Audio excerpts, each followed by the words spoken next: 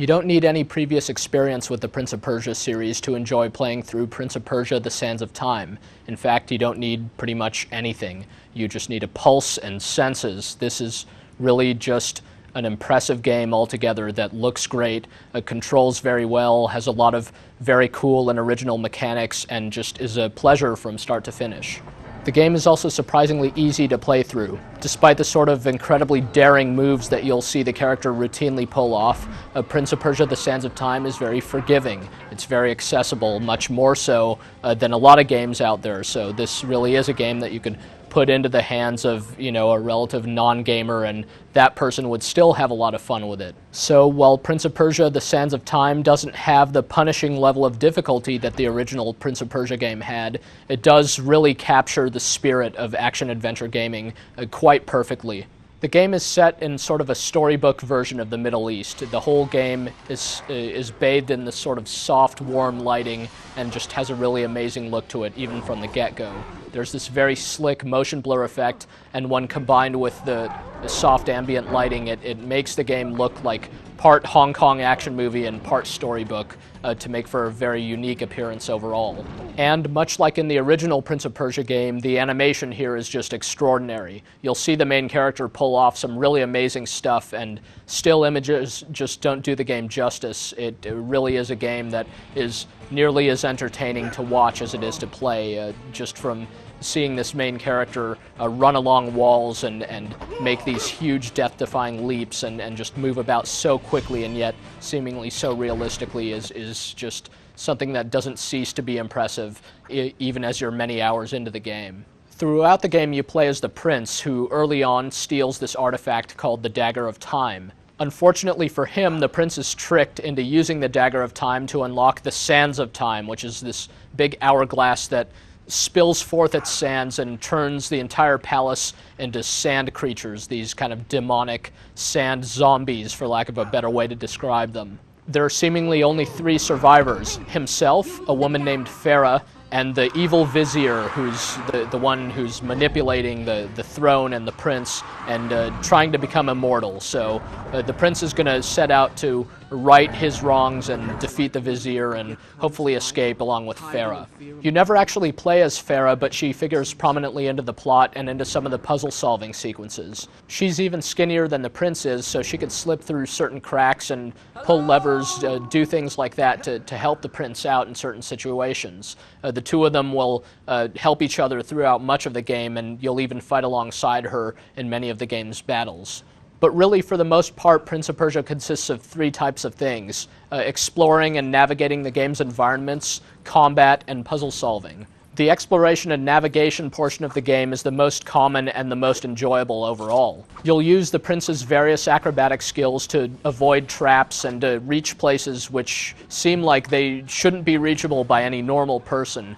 You can see the prince kind of tightrope walking, jumping onto ladders, running alongside walls, running up walls, doing all kinds of really incredible looking stunts that make him seem almost like a Middle Eastern version of Spider-Man, if anything. Controlling these impressive abilities is remarkably simple. The controls are practically intuitive, and early on in the game you'll learn these various maneuvers, and then it's just a matter of putting it all together.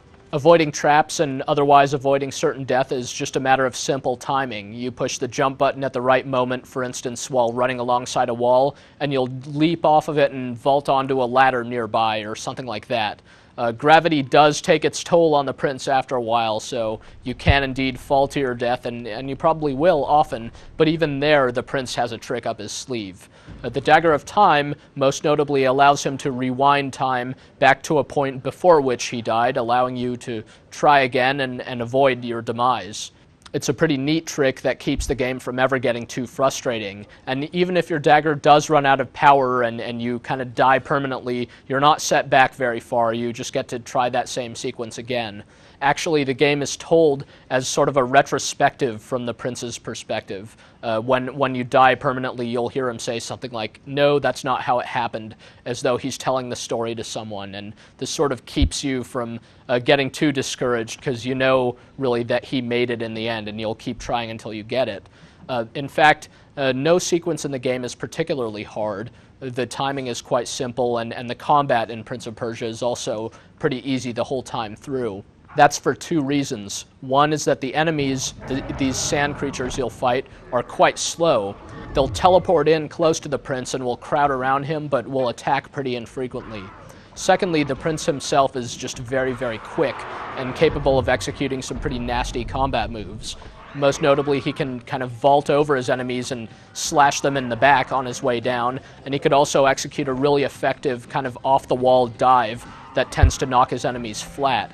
Between these two moves, virtually no enemy in the game poses much of a challenge, so combat, actually, before the game is done, becomes a bit repetitive and maybe even a bit tedious, though it still, like the rest of the game, controls remarkably well and is really impressive to look at. As for the puzzle-solving portions, they're pretty straightforward, kind of block-pushing, lever-throwing affairs that you may have seen in other action-adventure games, though the presence of Farah does make some of these sequences sort of more interesting.